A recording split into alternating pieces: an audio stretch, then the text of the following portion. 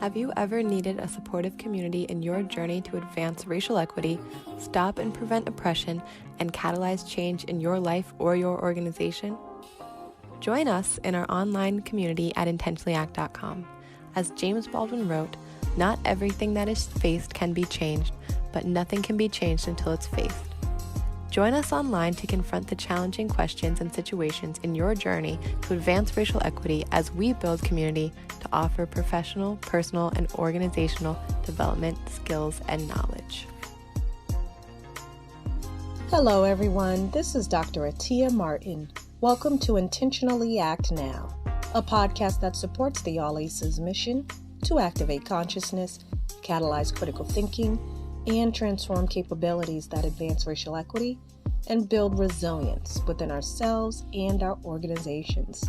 We feature a wide variety of leading experts in diversity, equity, and inclusion, conflict management, critical race theory, personal growth, and more. We hear calls for greater dialogue often in the media, from the mouths of politicians, from our friends and our neighbors. But what is dialogue? Host John Monaghan and special guest Dr. Karen Ross of UMass Boston discuss what dialogue is, what it can do, and perhaps most importantly, what it can't do. As Dr. Ross was unable to join our other guests from the From Kneeling to Standing Together webinar series, John hosted her for a one-on-one episode to help us to better understand what we can actually do when greater dialogue is called for. A note about the name of the show. In 2020, we were calling it All Aces on Air. In 2021, we rebranded the show as Intentionally Act Live to more concretely center the show as IntentionallyAct.com's peer and public engagement engine.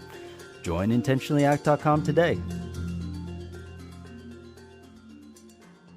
Here talking with Dr. Karen Ross. She is a professor at UMass Boston. She's in their conflict resolution program and specializing in dialogue. I don't know if there's anything else you'd like to tell us about your work at UMass or the program, but feel free to fill in some of your resume for us. All right. Thank you, John. It's great to be here with you. As you said, I am a faculty member in the conflict resolution program at UMass Boston. I do a lot of work around the impact of dialogue and grassroots peace building programs, also research on peace education in mostly in out of school settings. And I also am a practitioner of dialogue and a facilitator of dialogue. So I'm really excited to be talking about some of that work with you today. Great, thank you. But before we get started, one of our values at All Aces is collective care, and that means we just touch base with one another, see how we're doing. We talked earlier this summer, and I don't think I've seen you since. Is there anything fun or exciting that you'd like to share with us that you've been up to in between? Well, let's see. My spouse and my 8 and 6-year-old and I summited Mount Greylock this, I guess, about a month ago. So that was pretty exciting, especially for the kids. Bagging the highest peak in Massachusetts. So we all enjoyed that. I hope you've also been having a good summer, John. I have. We, my wife and I moved to the Seacoast after I retired. For those of you who don't know, I'm a retired police chief who has dove deep into racial equity work as part of what I do, what I had been doing, and I'm fortunate enough to work at All Aces Inc. as the director of partnerships here. So I've been walking on the beach with my wife and enjoying bike riding. If you don't ride your bike on the Seacoast, you have a headwind no matter which way you go. So it's always challenging. And I'm curious, because we're talking about dialogue, what is the difference between what we're talking about right now, just talking, and dialogue? Is this dialogue or is this just talking? It could be dialogue. I would say in its current permutation, probably not. So let's see. I think the primary difference between the conversation we've just been having and dialogue is really about the intention. So when I think about dialogue, I think about it not so much as, or really different from a conversation where we're just talking to each other and exchanging ideas or exchanging information, which is really what we were doing now. But instead, a kind of conversation where the focus is on moving towards mutual understanding and shared meaning, reflection. The word dialogue, actually, interesting fact of the day, comes from a Greek word, dialogos, which means through meaning, right? So this idea of creating meaning together is really central to dialogue as a process. And, that differentiates it from something like debate, right? Where you're trying to press a particular point and win points. A discussion where you're, again, just exchanging information, or even where you're exchanging ideas, but still trying to maybe convince someone of something. And certainly different from other kinds of conflict resolution tools like mediation or negotiation, where the focus is on an actual material outcome. So dialogue really focused on, again, mutual understanding, reflection, creating equitable spaces for that kind of shared meaning generation, and building relationship, right? So some of that is in our conversation now. Learning about one another is relationship building, but that's only a part of what dialogue is. Right. So oftentimes people will think that it's about talking and listening, and you and I have spoken a few times before this. So it's not just about talking, and it's certainly not about talking to respond, but it's about talking to listen, reflect, and then perhaps respond. Is that correct? That listening and then reflecting is almost as important as just conjuring up your response? That would be more of a debate type technique? Yeah, well, I would say actually, my personal view on dialogue is that the listening part is actually far more important than the responding part. Although, I guess you need to have a balance there, right? If the goal of dialogue is shared meaning and building understanding of one another, you obviously need to express your ideas. But I think the real transformation that can happen through dialogue is through the listening part. And that means really opening yourself up to hear what it is, what other people are saying, in a way that's not about responding immediately, right? So if you're in a dialogue context and someone is speaking, really being conscious of trying to understand the meaning of what is being said, rather than immediately trying to think about what is it that I'm going to say in return. For example, somebody says something that you might feel really defensive about, right?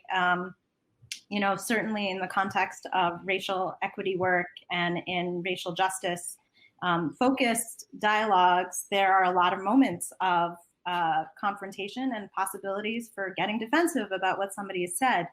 But I think what distinguishes dialogue in that case is, creating a space where people have the capacity, really, where there is a space for them to sit back and think about what has been said and try to understand it, rather than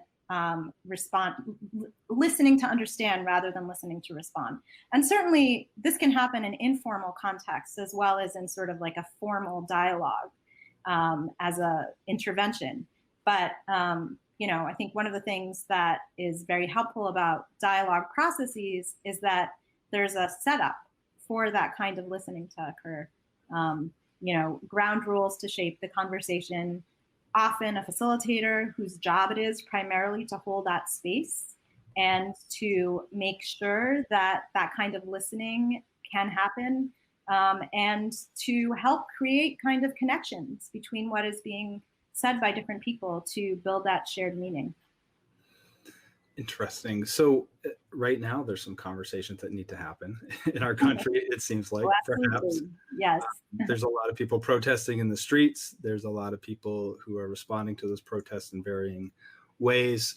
And before I talk about that, I'm really interested in when people do agree to come into conversation with one another, when they do agree to create some ground rules to meet. What do you do when one would be seen as the power group and one would be seen perhaps as the non-power group? So not specific, but when those two folks do agree that we have a difference that we want to resolve, and one traditionally has had it their way, so to speak, and another group is objecting to that. Is there a way to level set the playing field, at least within that arena, so that this conversation can occur? And if you can't do that, can it really occur? Is there true dialogue that's going to happen between folks? Yeah, that's a really good question. So I spent a lot of time researching dialogue, spending time with organizations that have engaged in dialogue processes between groups. A lot of my work has taken place in Israel with groups that bring together Jewish and Palestinian citizens. And this is kind of an ongoing question of how do you create a space for equitable dialogue between groups when the group dynamics are so imbalanced outside of that space, right? And I don't think that it's not, I'm an academic, so I'm going to say it's not a black and white answer, right? Mm-hmm. But I will say there are ways to kind of promote a more equitable space. Part of it is setting ground rules, right? One of the things that I really appreciated in the last, I think actually this was something that first started being discussed about maybe 7 or 8 years ago, that dialogue spaces are in some ways considered safe spaces, right? Mm-hmm. The idea being that people feel vulnerable, able to share, authentic in that space. But I think it was 2013, there was a chapter published that made this distinction between safe spaces and brave spaces, which is something that I think is really relevant to these kinds of conversations. And the distinction that was made was about safety being feeling comfortable, and what is really needed in these brave spaces, which is to feel okay about the discomfort, right? And when we're talking about dialogue between, privileged and groups of privileged and marginalized individuals, or individuals who have identities that have traditionally been privileged or marginalized in some way, then this goes back to actually what I was saying before about like sitting with the defensiveness, right? Mm-hmm. So it's not about creating a space where people who are privileged in relationship to the individuals from the kind of more marginalized group they're in dialogue with get to just continue to feel comfortable. It's about creating a space, and this is where ground rules are really important, right? That everyone kind of agrees at the outset, all right, we're creating someone I work with a lot in dialogue calls it holding the container, right? That we have this space, this container that we're in now in the dialogue, where we're agreeing that we're going to be uncomfortable, and that's going to be part of it. But that discomfort isn't about, again, it's not about immediately jumping to the defensive reaction that we want not that we want necessarily, but that might be instinctively how we respond to something. And a facilitator, again, plays a really important role in reminding the group of those norms, community norms, those ground rules that they've all agreed to, right? That we've agreed that, for example, the impact of what somebody says is more important than, it has more kind of relevance in this discussion than the intention, right? So being responsible and owning up to something that might have been said that made someone else feel, that impacted someone else in a negative way. Mm-hmm. For example,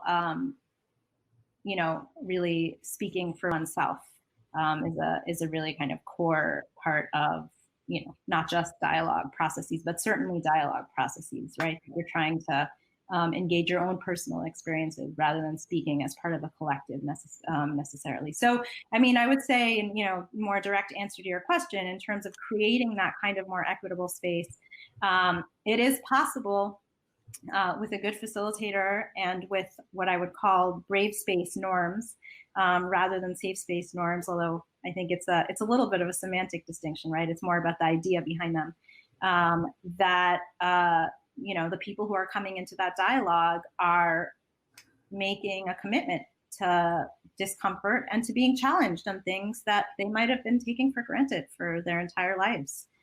or maybe not their entire lives, but certainly, in terms of their dominant identities. Sure.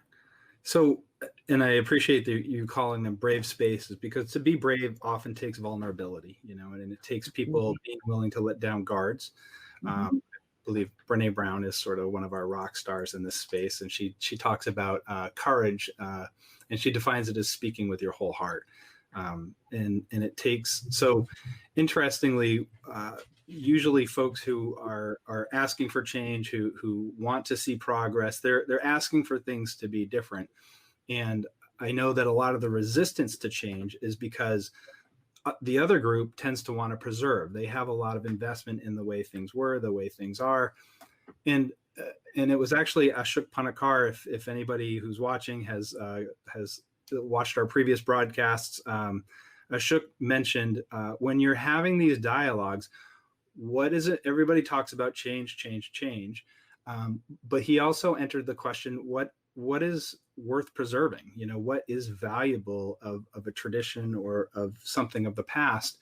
And I think it's the discomfort of knowing that you have to give some of that up that makes it uncomfortable for those folks to come to the table. And people have said, if you're really going to make progress, it's going to be the extreme discomfort. The discomfort makes you move, because just like a flame, you don't want to be close to it. It's uncomfortable. So you're going to move away, and you're going to move to somewhere new. So sort of the fire that's created in these conversations can, hopefully it's not an actual fire, but I'm curious. So that was a lot to say.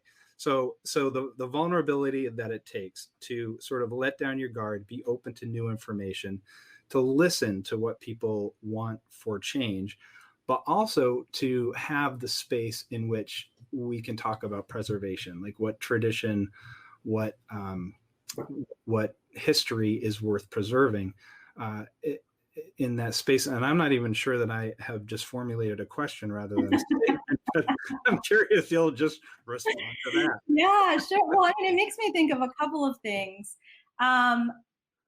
First, yes, absolutely. I think the discomfort of hearing things, right? But one thing I didn't say before that I think is really important for thinking about the role of dialogue is the connection of personal experience, right? So it's not just that you're hearing something that makes you uncomfortable.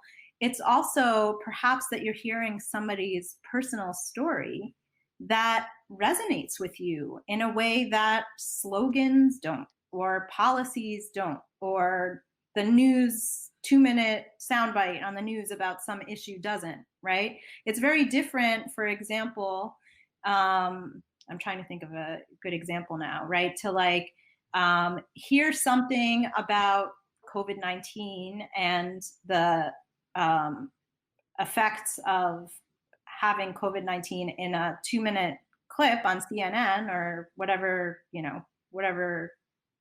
news media you choose to follow.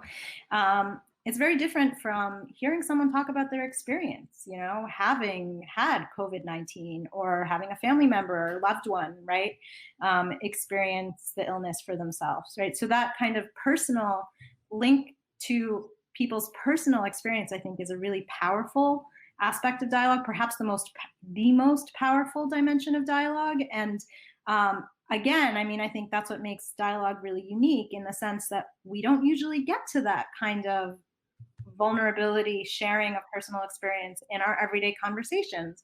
Certainly not about the kinds of issues that, come up around racial injustice, where, people are out in the street protesting and someone else is maybe there's a group counter protesting, and there's often a fair amount of yelling or like shoving signs at each other kind of thing happening, and not the opportunity to hear why it is that people feel so strongly about an issue, right? And it's not that we feel strongly about something because, we saw the sign at the rally. It's because of some personal connection that we have. So that's, I think, one aspect of it, and connecting that to this piece, this statement or comment about preservation and change. the other part of dialogue is also, the other, I think, a key aspect of dialogue is that, when you have that opportunity to hear why things are so important to people, it's also an opportunity to hear what's important to people about preservation, or, not just what's important about change, right? And again, going back to this original Greek etymology of dialogue as about through meaning or creating shared meaning, it's about possibly finding some connections there and understanding, right? What is it that is so important to someone that they don't want to give up, and I'm certainly not suggesting that it becomes we revert to the status quo. But I think, if we think about dialogue as a process that can lead to action, that understanding also creates the spaces for finding openings for connection and for thinking about what it might mean to move forward together in a way that meets the needs of, the change agents and the preservation agents. Right. So this brings up a word that is new to me over the last few months, but apparently not to you or your students, but it's superordinate goals. Superordinate goals. Yep. So my understanding is superordinate goals are as different as you and I may be, or the two sides talking. There are things that they have in common. There are things that they both agree are important. Usually children, right? Having a safe and healthy space for our children to live. No matter how different people are, they both can agree that that's something important. Is superordinate goals the place where people begin to find that common ground with each other? Is that one of the techniques, or is that something that you would use as a dialogue facilitator to help people get to see the humanity in one another, to find the common ground, the common space, to start a conversation about their differences by starting with their similarities? I think it really depends on the dialogue. And the reason I say that is that, even though the goal of dialogue is really, the process, right? Relationship building and not some sort of concrete outcome, there are different reasons why you might come into a dialogue. And there are different contexts in which you might come into a dialogue, right? So there are a lot of dialogues that happen, for example, I'm thinking again in the Israeli context. There are a lot of dialogues that happen to just create a space for people who do not typically engage at all, right? Like there's a large amount of, Israel is a very segregated society. So it's a lot of dialogues that occur with the primary purpose of creating an opportunity for Jewish and Palestinian citizens to interact. Now, those kinds of dialogues are not going to lead to transformation at a systemic level, right? They're not going to change Israeli society. And there's been a lot of criticism of them, that they focus mostly on oh yeah, we like the same, we learn through the dialogue that we like the same kind of music, or we have some other similarities, or we care about our kids, right? That's not necessarily actually focusing on understanding the issues that will lead to systemic change. But I think there's value in those kinds of dialogues as well, because there is a humanizing effect of, as you said, right?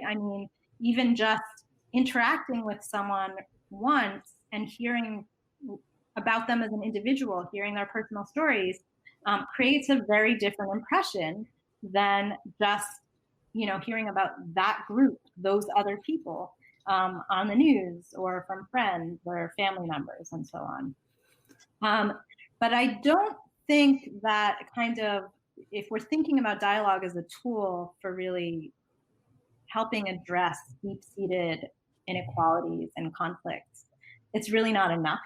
I think it's a starting point, but it's insufficient. So as I think about dialogue, particularly in the context of racial equity work, racial justice work, I wouldn't go into that kind of a dialogue saying that my starting point or my goal was to, focus on shared, similarities between the dialogue participants. Right.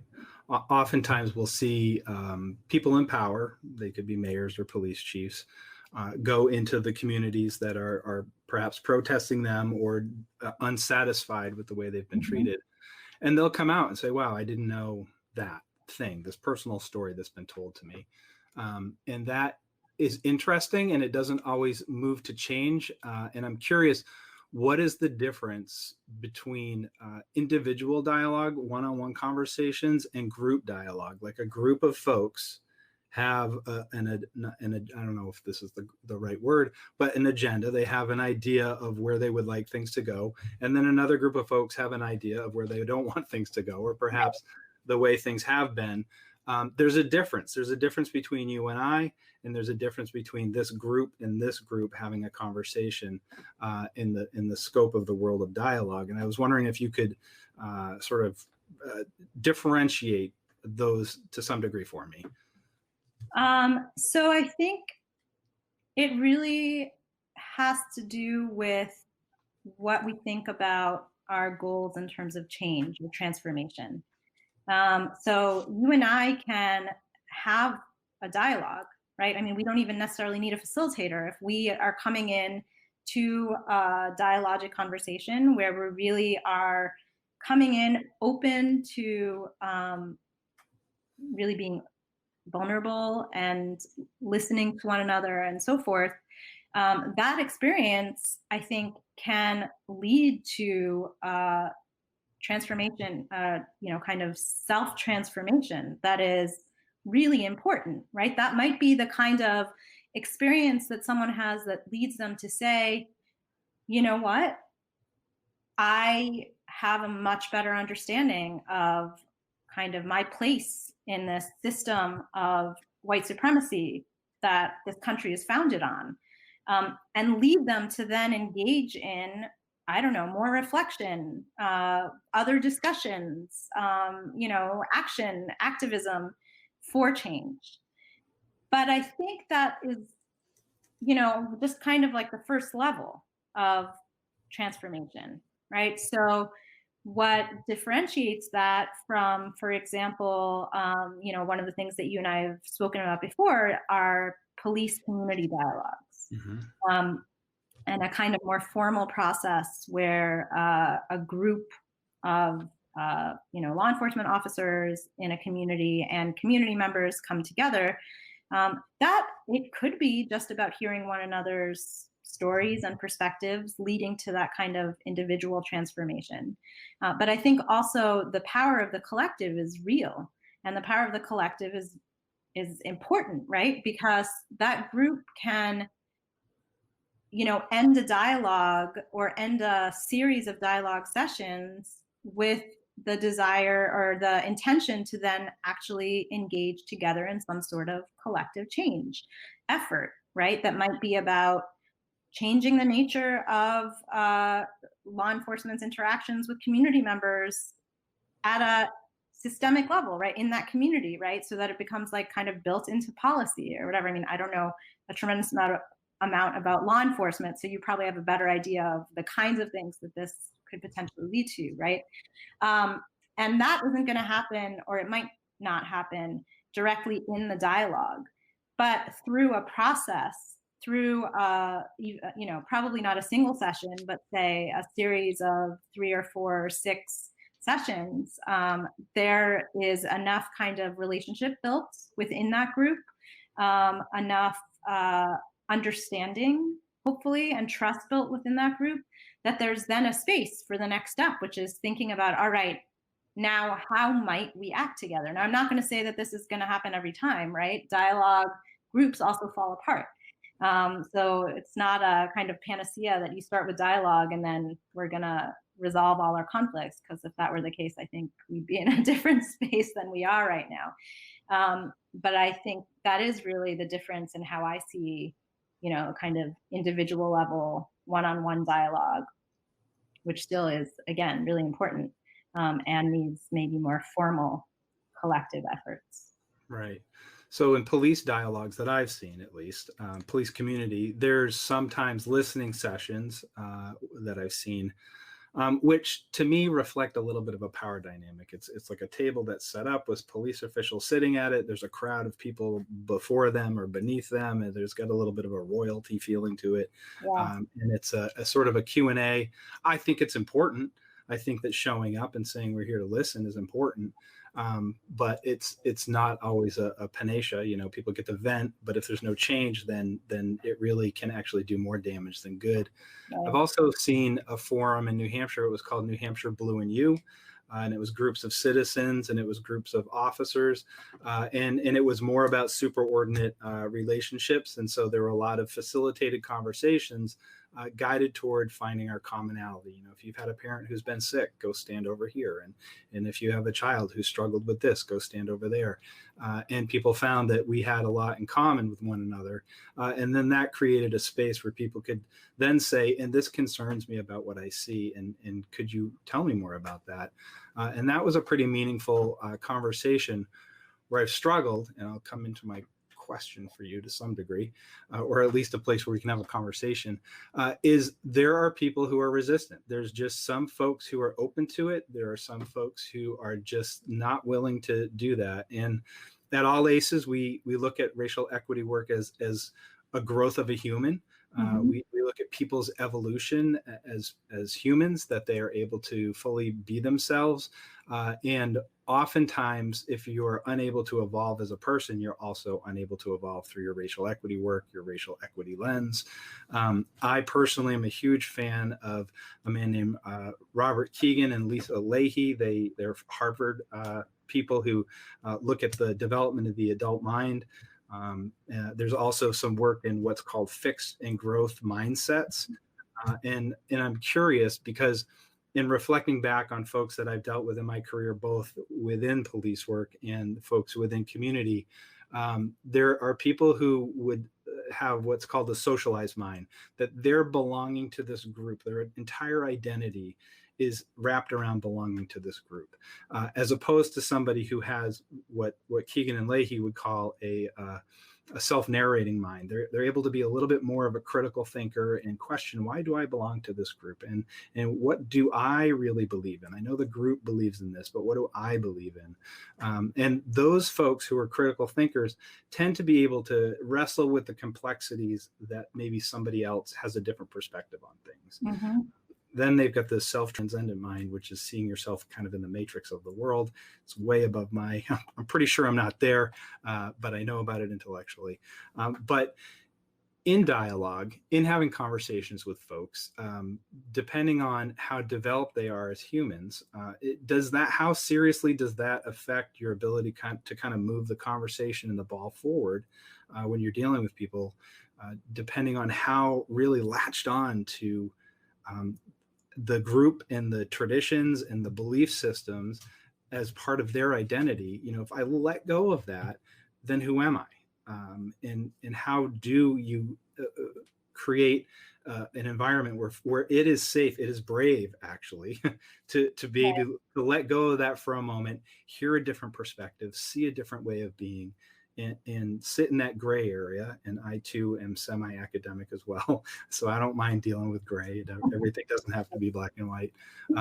And create a space where folks it's okay to sort of let go of your latching onto your social beliefs, your ideologies, and actually consider that there is another way to think, another way to be, and that might be equally as valuable and as worthy of respect. Yeah. I'm not sure there's a question in there. It's another statement. I think part of what you're asking is about, it seems like there's two questions actually. One is how or whether can dialogue kind of help shift people? Perhaps I'm going to stick with the fixed and growth mindsets terminology because I'm a little more familiar with it. And also, kind of what happens if somebody is not able or somebody doesn't shift in the dialogue. So I'm going to answer the second question first. And I'm going to answer it by saying actually that, one of the things that's really important about dialogue is that everybody is there by choice, right? So this is both benefit in the sense that, you come into a space where everybody can, hopefully willingly, openly agree to these communication norms or ground rules that have been set, and that kind of sets the stage for more complex understanding, listening for understanding, and so forth. The disadvantage of it is that it is you're not going to get people into the dialogue who are opposed to having the dialogue to begin with, right?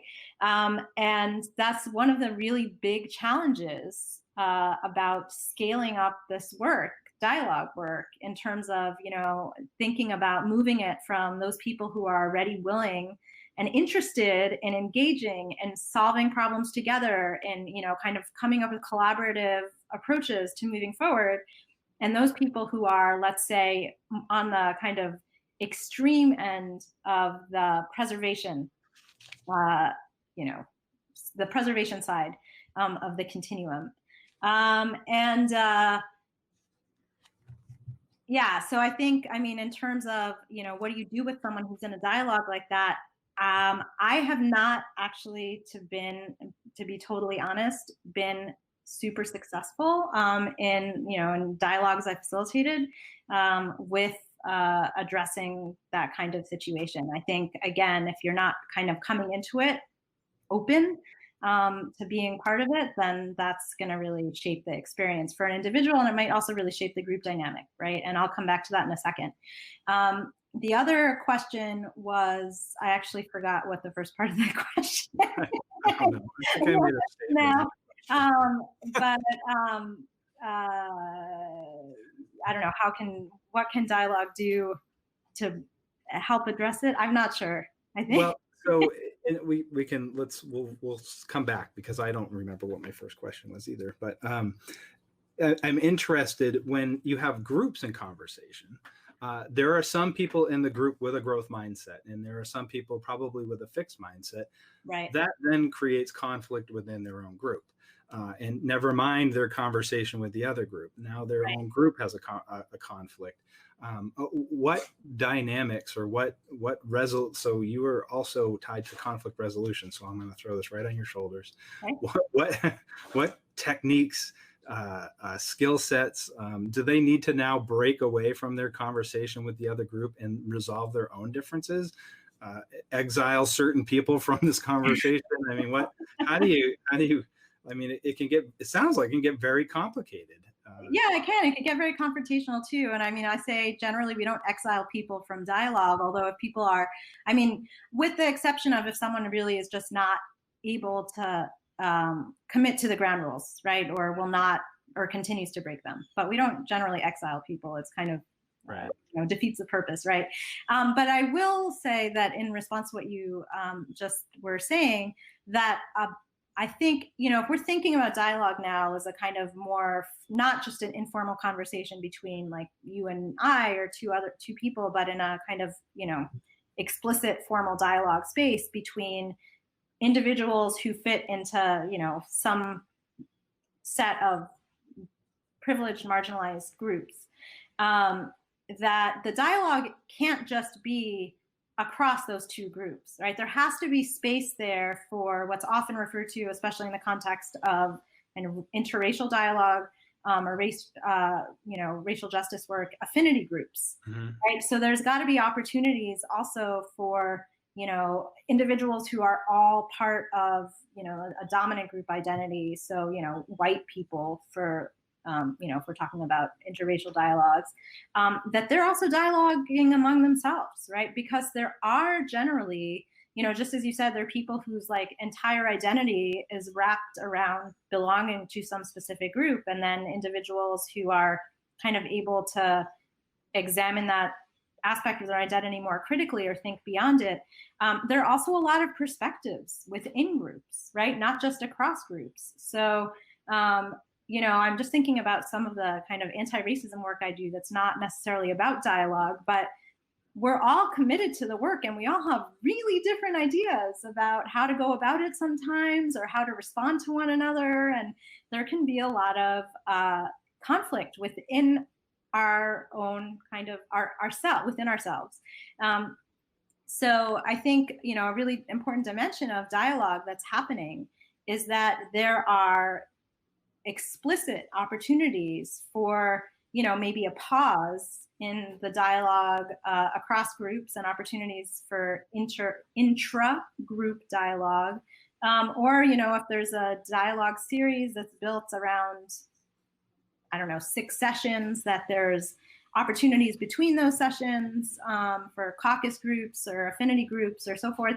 And I would say not even in dialogue, not just in dialogue work, right? So if we're talking about addressing race dynamics in a workplace, in an organization, in some other context, it's also part of creating, and I'm going to use the same term in a different way, safe spaces, right? In the kind of original thinking of the term, that there are opportunities, especially for individuals who have a marginalized identity in some way, to kind of be able to reflect together, or to, kind of collectively interact around that without without other people who are gonna, respond to their experiences in a different way.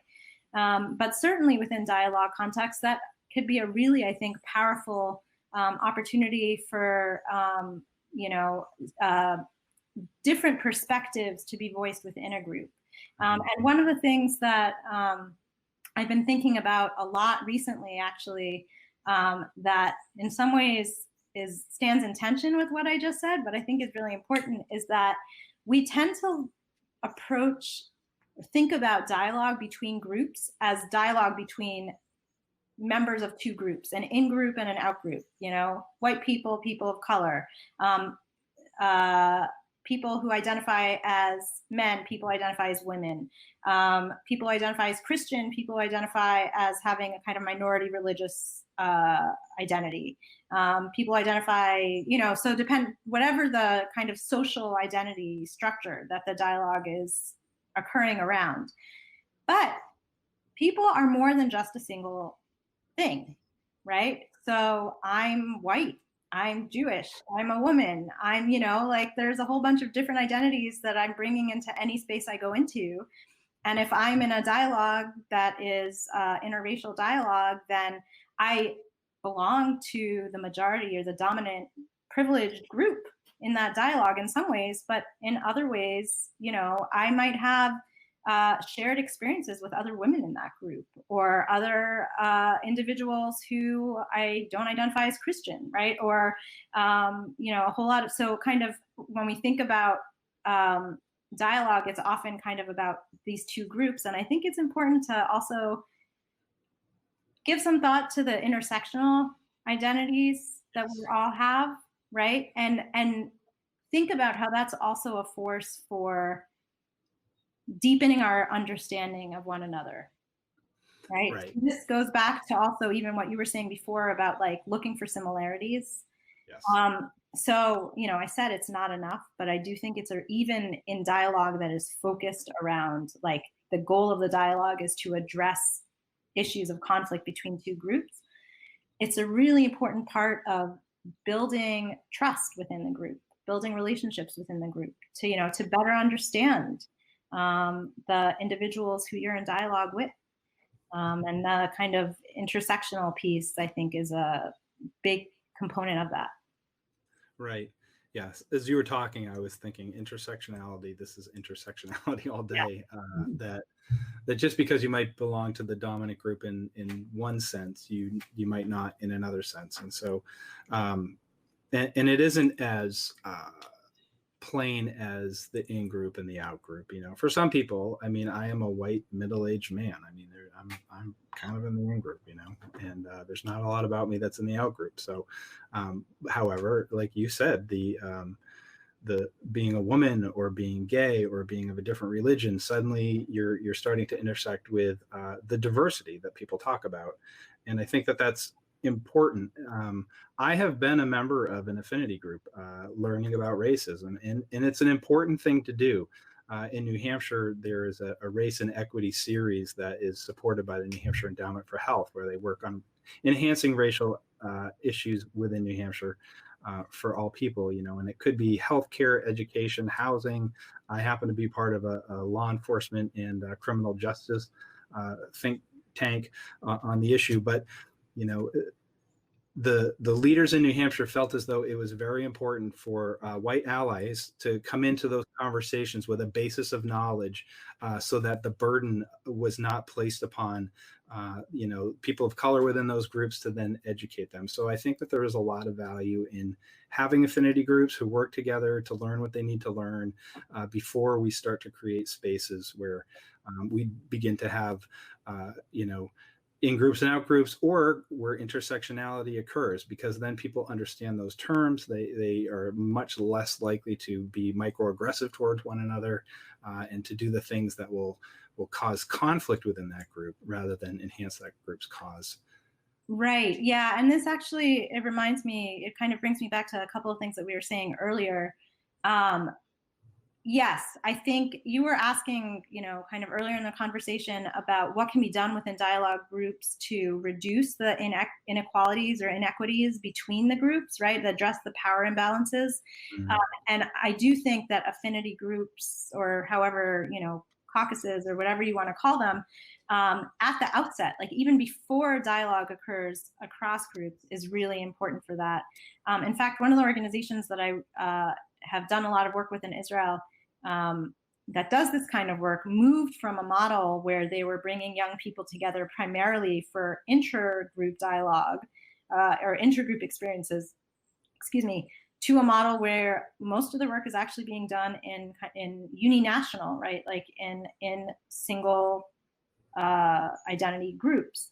And a big reason for this is, and I know this is something we've talked about before, right? There's a lot of a need for members of dominant groups to be educated, right? Like we see the world through the lens of our own experiences. Well, it's very easy for us to just not understand at all the experiences of individuals who have a different way of moving through the world. And so spending some time kind of reflecting on that, getting a better understanding within ourselves as part of an affinity group is really important, so that the burden is not placed on people of color. Again, if we're talking about interracial dialogue, when we go into that space, and then creating a more kind of equitable dynamic within the dialogue itself. And I think the more that we have opportunities to do that, I think also affinity groups for people of color are also opportunities for, I'm going to translate now from my experience in Israel. So I think it's not 100%, it's relevant, but it doesn't exactly match the context here. For dialogue groups in Israel that bring together young people in particular, kind of the dominant narratives in Israeli society don't necessarily lead to, and actually this is relevant to the United States, like the education system in the United States doesn't teach primarily, like public education mostly teaches a white version of history, right? And like pretty much everything that we could think about. So there's a lot of work being done to change that. But just as, one example of the way that we live in a, society that's dominated by white history, culture, and it's kind of based on white supremacy and everything, that in some ways, it means that there's fewer opportunities for people of color to I don't know how to say this in a way. I'm trying to figure out how to say this in a way that doesn't sound like that sounds right. That's actually expressing what I want to say. That opportunities for young people to think about how they can collectively be part of a group that has power, right? Where in the dominant narratives in society, they're mostly seeing themselves as a group that doesn't have power. That's also really important, because then you come into a dialogue knowing that you're part of something that you have power as a group. And if the contact, if you're engaged in a situation where, you're responding to individuals who are part of privileged group in society, then having that opportunity as a kind of affinity group of your own to feel like your own power is amplified in some way, right, I think is really important. That didn't come out exactly right, but I hope that you got the gist of it. I do. In all ACEs, we would call, well, it would bleed into what one of our values, and we call that collective care. And we started out by asking each other how we were doing. And there is tremendous value. And we just had an internal conversation the other day about the role of self-development in racial equity work, and how much I can progress as a human being sort of will put limitations on or expand my ability to progress and enhance racial equity. And so we talked about the importance of growing as a person. And one of my coworkers said, yeah, that's what we would call the work. And often in racial equity, they call it the work. Right. And I think a lot of other people think of the work as trying to convince everyone else that you should believe these things. You know, you should believe what I believe. You should believe that this is important. And that can be exhausting. It can be really exhausting. And I think within those affinity groups where you have collective care for one another, where you're helping each other learn and grow, and you're enhancing your own racial equity journey together, that work is the real work that will help you gain power and help you progress and enhance racial equity in your own world, you know, and then hopefully you can convince some people to come along the way with you. But it was an interesting paradigm about what's the work, you know, one version of the work and another version of the work. So I found that interesting. And I guess I'll just say this, you know, we oftentimes will work with leadership and then middle level management and then line workers or frontline workers in organizations. And what we tend to find is there's a lot of diversity at the bottom, you know, with all our frontline employees, and companies will pride themselves on having diversity. But as you go up, it becomes much more homogenous. It becomes more white. It becomes more male. It becomes more middle-aged as you get to the top of that pyramid. And so we will work with those different affinity groups to help them sort of frame and understand a conversation before we then bring them together to hear a lot of the complaints that have fallen on deaf ears or not even had a mechanism or a process to reach the top. So that is a lot of the work that we do at All Aces. You know, it's not necessarily about definitions and if you say the right thing, everything will be okay. But it's about how do you create a conversation so that all voices are important, are heard, valued, and they go into the process of creating a more equitable organization or world for that matter. Right. So it makes me think of what you were saying earlier about the kind of listening sessions, right? Yes. That sometimes happen in, you know, kind of police community relations, where, you know, a listening session is really a one-way street, you know, or maybe not. I don't know exactly what you're thinking of, but it seems to me that like it's an opportunity for community members to kind of air their grievances, right? But yes. In a way that kind of thing can often result in the people who hear those grievances, and, you know, to make the connection to what you're just talking about within organizations, like, you know, line workers airing their grievances and then going up to middle management and the kind of executive, they can hear it, right? But then it's kind of a unilateral decision about what to do with that. And so if we're thinking about this as a more dialogic approach, which is what I know, you know, I mean, All Aces is, sounds like you're doing, right, is creating an opportunity for the conversation to include everybody, right? So if you're working with each one of those groups separately, to prepare that space. And then, you know, the dialogue is really happening already on a different level where there is, you know, a commitment to a process where everybody has an opportunity to be listened to, right? But also where perhaps decision-making processes are going to be based on this collective working together to create change. And again, that's like the step after the dialogue itself. But it looks very different than, you know, what we think of as traditional ways of dealing with conflicts that occur, you know, in organizations or in communities, between communities and law enforcement and so forth and so on. Yes. I think the thing that you were hitting on is we can hold listening sessions, we can hold truth and reconciliation sessions, and the purpose is to hear and record a history that was denied to people. And you talk about how we're rewriting and reteaching some of the history that's been very whitewashed over the years to our students. And that is about hearing and recording and publishing a history that has been denied to many of minoritized communities.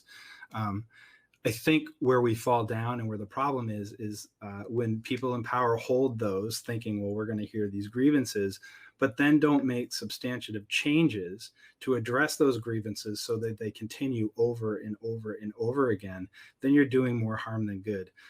There's a book by, I'm going to screw the name up, but it's called Reframing Organizations. It's by Bowman and Deal. Look at that. I thought of it. Okay. And there's a frame in there called the Symbolic Frame. And it's about not necessarily what we say, but what we do, or it's all the symbolism that goes into our actions. So we can say we care, we can hold a listening session that shows that we care. But if we don't make a change and the things that have harmed continue to harm, then the symbolic message is we don't really mean what we say. You know, we're gonna tell you we're gonna do this stuff, and then but our actions are proving differently. And so I think, as you mentioned, dialogue can only take us so far, and from there, you know, we really need to have actions that make the changes that create a more equitable society. Absolutely, but I think that, you know, the power of dialogue is that you might say, okay, we're going to listen, and then in the dialogue, if you're really listening to understand, you might experience that. I guess you were talking about it earlier as a flame that you want to move away from. But I would say, you know, as something that really resonates with you in a very powerful way. And that might be the impetus for you to then engage in that change. Or, you know, I think even at a protest, this could happen. Like if someone, a dialogue can happen between a protester and a counter protester that can really shift things for that individual, that kind of leads someone to reflect on things differently, and as a result of that reflection, to shift in their own thinking, and then from there to shift in their actions as well. So don't discount the value of like just hearing something, right? But absolutely, it's not enough. You need to go beyond that in order for a change to actually happen, certainly at a collective level. Right. And I think there's a lot of examples throughout time where we've seen people who seem to be in conflict, and even in protests, somebody will fall down and be hurt.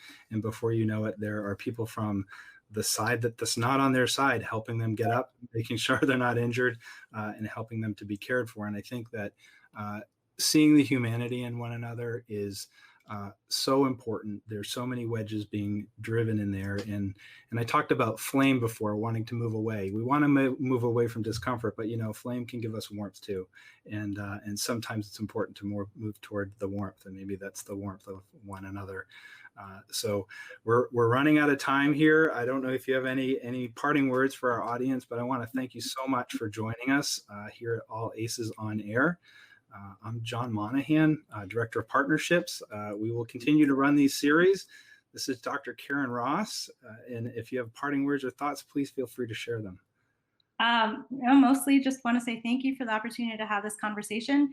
And I'll end by saying that, kind of the interest in dialogue and the commitment that I'm seeing to it and to dialogue and context is also it's a cause for hope. And as I know has been said before, that's a really important part of getting us from where we are to where we want to be. So I will end with that. And thank you so much for having me with you today.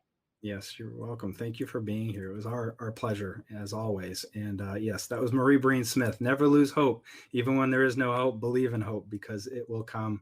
And I have faith in humanity, and I'm sure that we are all going to be in a better place sometime soon. All right. Take care, everyone.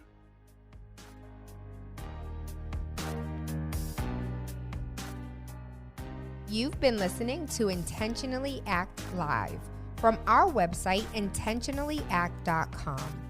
You can follow us on Instagram, Facebook, Twitter, and LinkedIn. Submit your stories and questions for future episodes by emailing us at info@allacesinc.com.